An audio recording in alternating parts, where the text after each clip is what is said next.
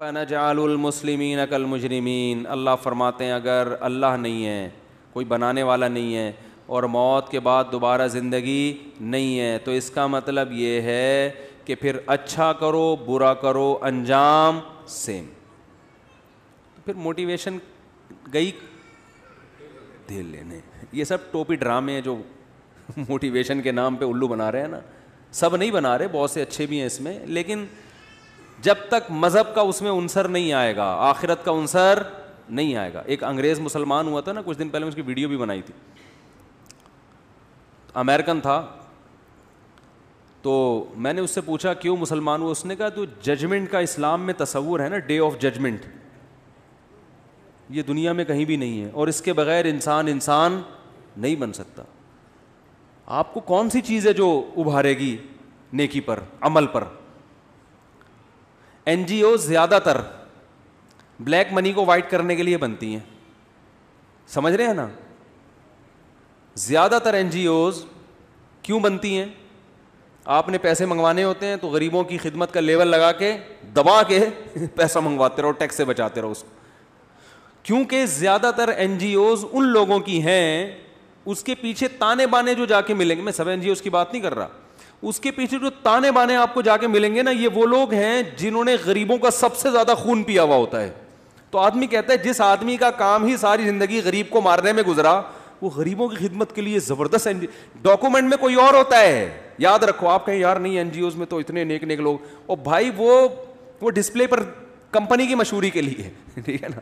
وہ چینی کی بوری پر چاول لکھا ہوا تھا نا، کسی نے دکاندار سے پوچھا یہ چاول کیوں لکھا ہوا ہے جب چینی ہے؟ تو بھائی مکھیوں کو دھوکہ دینے کے لیے لکھا ہوا ہے، ہم نے، مکھیاں بہت بیٹھتی ہیں اس میں. تو ڈسپلے پہ کوئی اور ہوگا، ڈاکومنٹ میں کوئی اور ہوگا، آپ تحقیق کرو گے تو پیچھے ملک کا سب سے بڑا بدماش نکلے گا، سب سے بڑا اسمگلر. سب کی بات نہیں کر رہا، لیکن بہت دفعہ ایسے ہوتا ہے. تو جس کا کام ہی انسانیت کی خدمت ہے، این جی او کا تو مقصد ہی یہ ہوتا ہے، اس کو چلانے والے سب سے بڑے عام طور پر انسانیت کے دشمن ہوتے ہیں، وہ چلا رہے ہوتے ہیں اس کو. تو یہ جب آخرت کا تصور نہیں ہوگا میرے بھائی، تو پھر انسانیت کے خدمت کے نام پہ انسانیت کا گلا کاٹا جائے گا.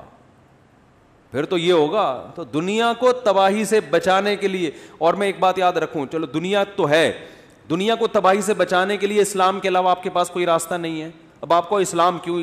آخرت کا تصور تو عیسائیت بھی پیش کرتے ہیں، یہودیت بھی پیش کرتے ہیں، تصور کی حد تک تو ٹھیک ہے، لیکن آگے عمل کے لیے ان کے پاس کوئی لا ہے نہیں.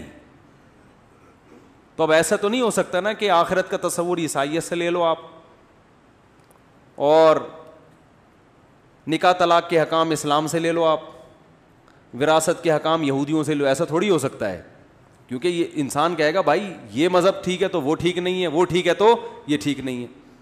تو اسلام کے علاوہ آپ کے پاس کوئی لا ہی نہیں ہے جس کو دیکھ کر آپ دنیا میں امن قائم کر سکتے ہو، دنیا کو واقعی انسانیت کا خدمت گزار بنا سکتے ہو.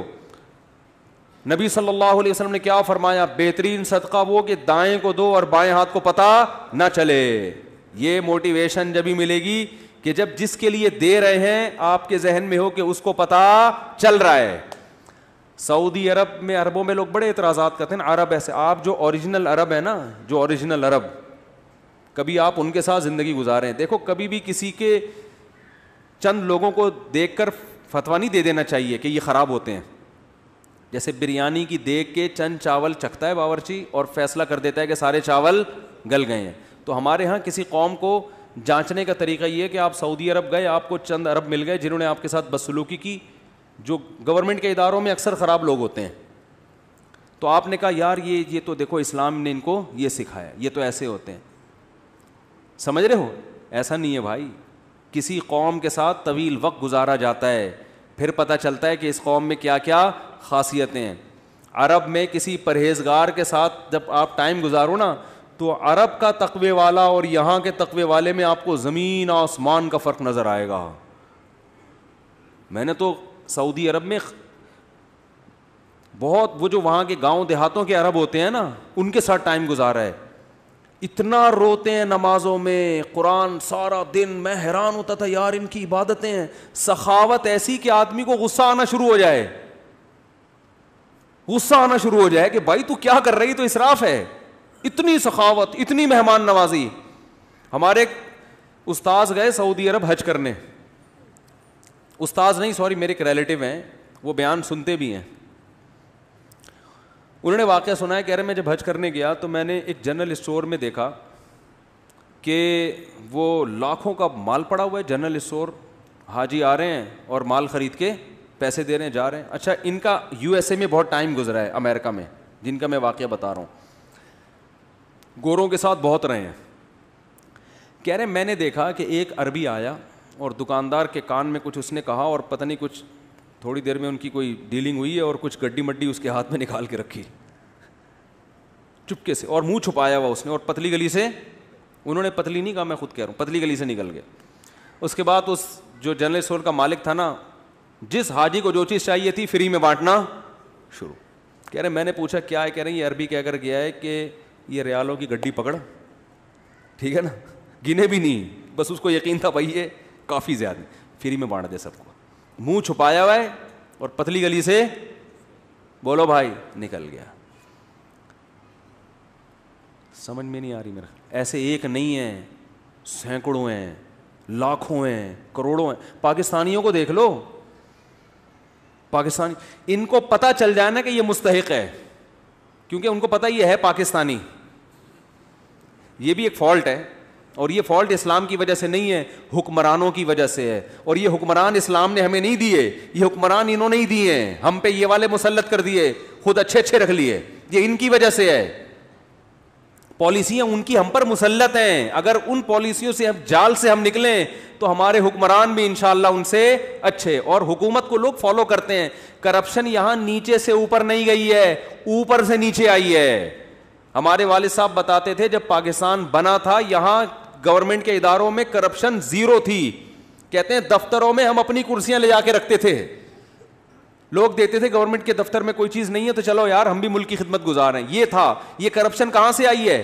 جب اپنے آفیسر کو دیکھا کہ وہ کھا رہا ہے تو پھر دیکھا یہاں تو سارا نظام کیا ہے, بگڑا ہوا ہے. تو پھر ہوتے ہوتے اس نے اپنے والے کو دیکھا, اس نے اوپر والے کو دیکھا, اس نے کہا یار جب یہاں کا نظام ہی کھانا پینا ہے, اور پھر ان لوگوں نے سپورٹ بھی انہی کو کیا جو زیادہ تر کیا ہیں, کھاؤ ہیں. یقین نہ آئے تو دیکھو جن ملکوں سے ڈائمنڈ نکل رہا ہے نا, سونا نکل رہا ہے, وہی دنیا کے سب سے زیادہ غریب ہیں. تنزانیہ میں ایک پتھر نکلتا ہے اتنا سا, ایک تولہ پتہ نہیں 9-10 لاکھ روپے اس کی قیمت ہوگی. میں نے وہ دیکھے ان کے وہ پتھر, تو اس کو تو ارب پتی ملک ہونا چاہیے نا, لیکن غریب ملک ہے. کیوں؟ یہ بڑی طاقتوں کی ڈیلنگ ہوتی ہے حکمرانوں سے کہ قوم کو نہیں ابھرنے دینا, یہ پتھر ہمیں دے دو یا کچھ بھی کرو اس کے اوپر, قوم نہیں ترقی کر پائے تو ہم آپ کو اتنے پیسے دیں گے. تو حکمران ان ملکوں کے آپ کو ارب پتی ملیں گے, عوام کے پاس کھانے کو روٹی نہیں ملے گی. ایسے بہت سارے ملک ہیں. ڈائمنڈ جو افریقہ میں جہاں سے نکلتا ہے وہاں امن قائم ہی نہیں ہونے دیا جاتا. ڈائمنڈ کے ایک تاجر نے مجھے بتایا, میں نے کہا آپ ہیرا کیسے لے کر آتے ہو؟ وہ تاجر بھی بیان سنتے ہیں, خوش ہوتے ہیں جب بھی ان کا تذکرہ آتا ہے نا. میں نے کہا آپ کی جو ان کی دبئی میں بڑی شاپ ہے, دبئی میں ڈائمنڈ کا اپنا دفتر ہے, رائل فیملیز کے لوگ آتے ہیں ڈائمنڈ خریدنے. میں نے کہا آپ تو بڑی یہاں پھوپھا ہے آپ کی, یہ ڈائمنڈ خریدتے کیسے؟ انہوں نے کہا دھوتی بنیان میں ساؤتھ افریقہ کے جہاں سے یہ نکلتا ہے نا, دھوتی بنیان میں جاتے ہیں وہاں پہ, کیونکہ اتنی بدامنی ہے اگر کسی کو لباس سے بھی شبہ ہو گیا نا پیسے والا آدمی ہے تو ڈائمنڈ گیا اغوا ہو جاتا ہے فوراً آدمی. تو وہاں امن قائم نہیں ہونے دیا جاتا. تو دھوتی بنیان میں پھر ان کو پتہ ہوتا ہے فلاں بندہ چڈی بنیان میں آیا ہوا ہوگا, وہ چڈی بنیان والا نیلے میں میرا اپنا اسٹائل ہے, یہ اتنی تفصیل انہوں نے نہیں بتائی. ظاہر یہی ہوگا نا, وہ چڈی بنیان والا اشارہ کرے گا وہ نیلی پتلون والا جو آ رہا ہے نا اس کے پیچھے ہو جا. نیلی پتلون والا کہے گا وہ جو وہ پھٹے ہوئے بنیان والا نہیں ادھر بیٹھا ہوا. تو ایسے چل رہا ہوتا ہے. ایسے وہ ڈائمنڈ کی کیا ہو رہی ہوتی ہے, سیل پرچیزنگ. کیوں بھائی؟ تمیز سے کیوں نہیں ہو رہا؟ بڑی طاقتیں وہاں پہ امن قائم نہیں ہونے دیتی کہ یہاں لڑائی, حالانکہ ان کے لیے امن قائم کرنا کیا مشکل. تو دنیا کے جتنے اہم جہاں بھی خزانے ہیں اس پہ وہ چاہتے ہیں ہمارا قبضہ ہو جائے, وہاں امن نہیں قائم ہونے دیتے. کرپٹ حکمرانوں کو مسلط کر کے رکھتے ہیں کہ تم کھاؤ, ان کو نہ کھانے دو. ہمارے ہاں بلوچستان سے کتنا سونا آپ کو پتہ ہے غائب ہوا ہے, کہاں گیا کوئی پوچھنے والا ہے؟ کچھ نہیں پتا، حکمرانوں کی جیبیں بھری ہیں. تو خیر، تو کیا بات چل رہی تھی؟ بات کیا چل رہی تھی؟ فرعون. تو ابھی میں آ رہا ہوں فرعون کی طرف. جو بات چل رہی تھی وہ، ہاں میں بتا رہا تھا دنیا میں امن قائم کرنے کے لیے اسلام کے علاوہ آپ کے پاس کوئی آپشن